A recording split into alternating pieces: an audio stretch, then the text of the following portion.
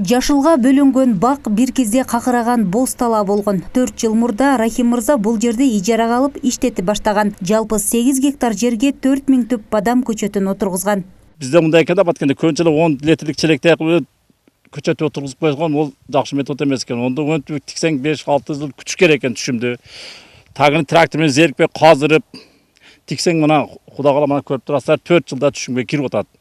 3 жыл дегенде кирет деди эле, кирди 3-жылы, өткөн жылы 15тен кармаган болсо мына 350-400дөн ашы көчөттөрдүн 30% кармады.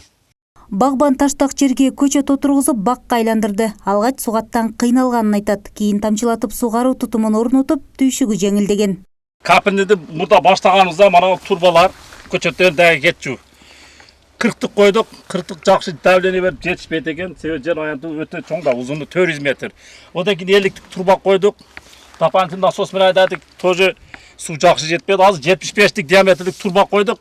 Насос иштелбейт, өзүнүн ыгы менен кеңири жетет. Бардыга бирдей асты менен башында бардыга бирдей капиндар суу давление берет. Мындагы бадам көчөттөрү учурда түшүм берүү алдында турат. Багбан бадамдын падыша сортун өстүрөт. Ар бир бактан 15 килограммга чейин түшүм алат. Базарда килограммынын баасы 1500 сомго чейин барат. Менет аз кетет, бирок өтө пайдалуу. 10 кило 15 жакшы карасаңыздар 18 кило берет деген. 18 бербесин 15тен берсе деле элестетип көрүңүздөр 4200 көчөт да. Жарым килодан бергенде эле уже 2 тонна. Азыр күндө Бишкекте 1,5-1300дөн сатылып атат. Багбан бир көчөттөн эле 12000 сом киреше алаарын айтат. Анткени бул сорттогу бадам түшүмдүүлүгү, баасы жана даамы менен өзгөчөлөнөт. Түйшүктө аз талап кылган ишкерликтин бул түрүн багбан башкаларга да сунуштайт.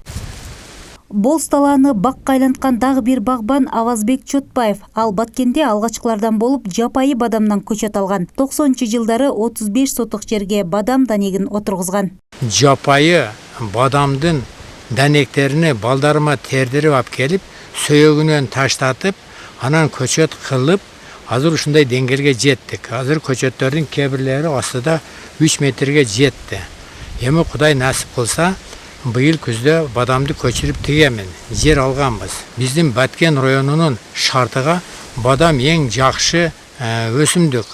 Учурда Дубан аймагында бадам өстүрүү кеңири жайылган. Ойдогудай киреше табууга болот. Бадам дарагы жер тандабайт, кумдуу, таштак жерлерде өсүп, мөмө берет.